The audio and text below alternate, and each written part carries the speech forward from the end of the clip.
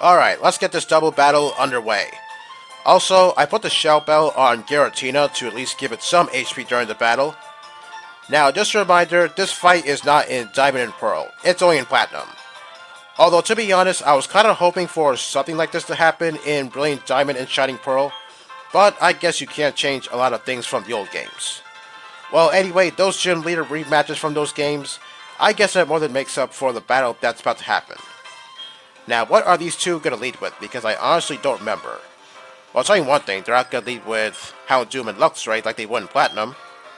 Raichu and Arcanine. And Barry leads with Staraptor, which is good because 3 Earthquakes without damaging my partner's Pokemon.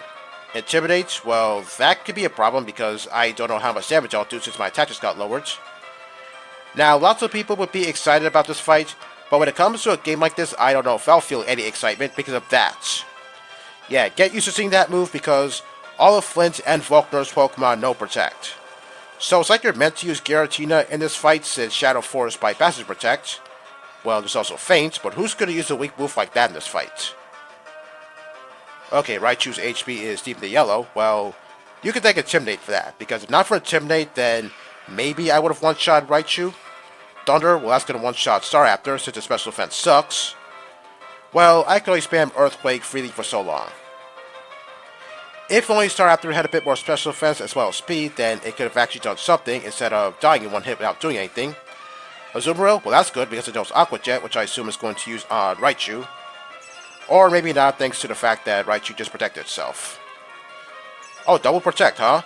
Well, I was about to say Arcanine knows Wild Charge, which I assume it was going to use on Azumarill, but it looks like it's going to protect itself again.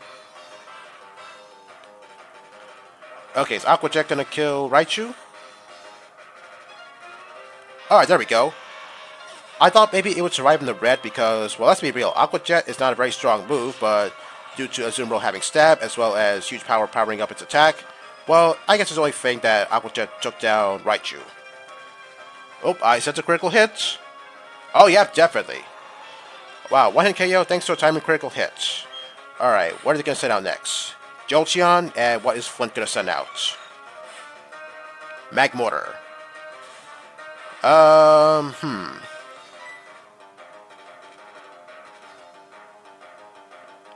Okay, I might as well use Shadow Force on Jolteon. Okay, Magmortar is going for Protect.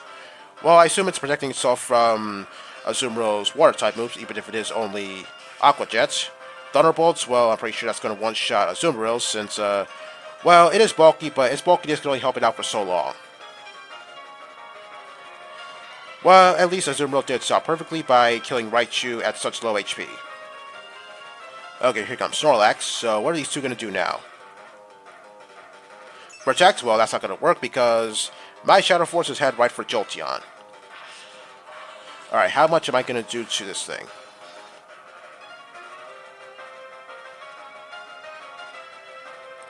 Okay, almost in the reds. Fire Blast, I assume on... Oh, what? Giratina? But why? Okay, that's not going to do anything at all. Okay, good thing that didn't burn me. Okay, Snorlax is going for Curse, which I guess is good, so that way it could get some defense boost since its physical defense isn't as impressive as its special defense. Let's go with Shadow Force on Magmortar. I believe Snorlax knows Earthquake, which I assume it might use right now. Oh no, it's going for Body Slam. And I saw that Magmortar was going for Thunderbolt on Jolteon, so that way it could trigger its Volt Absorb ability. Yeah, I've seen that a lot. Alright, how much am I going to do to Magmortar? Oh wow, over half damage, but maybe not thanks to that Citrus Berry. Okay, what's Snorlax going to do now? After Giratina gets some HP back. Oh, there we go. Jolteon's Volt Absorb activates. Okay, Body Slam is going to take down Jolteon since Snorlax got an attack boost. Alright, there we go. Okay, I believe Volkner should be down to his last Pokemon, which is Electivire. Which I'd like to remind you is electric fighting in this game, so yeah. If you see certain moves being used on it, like say Psychic-type moves, as says it's super effective, then yeah, that's the reason why it's super effective, because Electivire is electric fighting in this game. So going for Protect. Well, that's strange because that's close combat. Well, I could have used that to kill Snorlax, but for some reason it's choosing not to do so, for some reason. Alright, is Body Slam going to kill Magmortar? Alright, there we go. Oh, but it gets burned too. Unfortunately, I don't think Snorlax has Rest as one of its moves, so it could have easily used Rest to get rid of that burn, but... Okay, I guess Slack Off is the next best thing. Alright, here comes Flareon. It's going to use Protect. Yep, I figured as much, but it's not going to work because Shadow Force is head right for Flareon. Alright, how much am I going to do to that thing?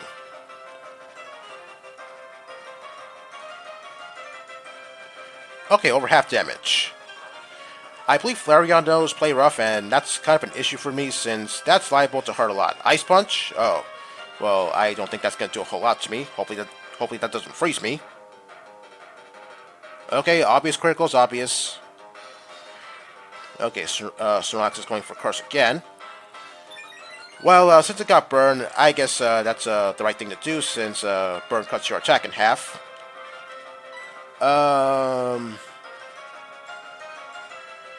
Okay, I might as well go for Shadow Force on Flareon. And for some reason, Electivire is not going for close combat. I don't know why.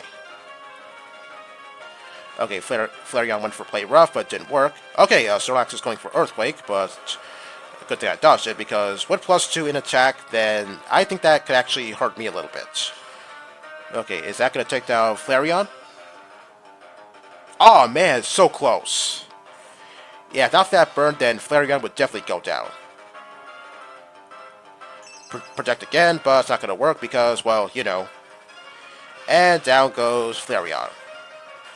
Ladies and gentlemen, the power of Shadow Force. Okay, all that's left is Electivire. Okay, hopefully Snorlax doesn't go for Earthquake because that could actually hurt me a little bit. Okay, going for Body Slam. Alright, how much is that going to do to Electivire?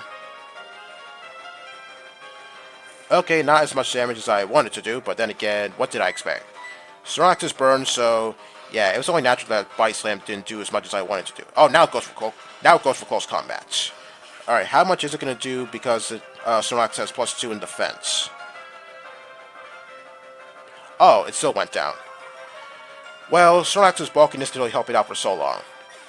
Okay, what's Barry going to set out next? Heracross? Okay, I assume Electivire is going to protect itself. Yes, it is, but it doesn't matter because, well, you know. Okay, since it lowered its own defenses last round, yeah, I think Shadow Force is going to take it down. Yep, it goes down. Once again, ladies and gentlemen, the power of Shadow Force. Now, I will admit, I guess Barry was somewhat helpful, although I think he could have been a little bit more helpful had his Staraptor not go down in one hit because of that Thunder. Well, maybe it was the difference in stats, I guess. Okay, Flint is still speechless at what happened. He's not going to say anything. Well, if this was your idea, I mean, by the looks of it, looks like Volkner had nothing to do with it. Although I have to say, I think this was a pretty fun battle, even though I said I don't think I'll get any excitement out of this battle because these two are going to keep spamming Protect until who knows how long. Okay, now we can enter the Battle Frontier. Oh, look who it is. It's Barry's father, Palmer. Yeah, we haven't seen him since the beginning of the game. But this is only in this game only. Yeah, if you're playing Renegade Platinum, then you see Palmer back at Twin League Town. You've grown all sturdy. Yeah, I don't think so because I think Barry's team could still use a little bit of work. Now, I assume you think I'm about to fight Palmer right now, right? Well, no, I'm not going to fight him. The only way I can't fight him is if I complete the Battle Tower. So, yeah, that's not going to happen because, yeah, that's going to take quite a bit of time. I also have a story about Palmer. Well, it dates back to my days of playing Diamond Pearl. Yeah, when you enter the Battle Frontier, yeah, you do bump into Palmer. And that entire time, I had no idea that Palmer and Barry were related. I mean, I don't think the game tells you that those two are related to each other. So, I think Platinum, I think this is the first time where the game tells you that Palmer and Barry are related. Yeah, not to mention the fact that I never got to Palmer in Diamond, so he could have easily told me that he was Barry's father, but not that I would know about it because, yeah, trying to play around at the Battle Tower, yeah, that's not the easiest thing to do.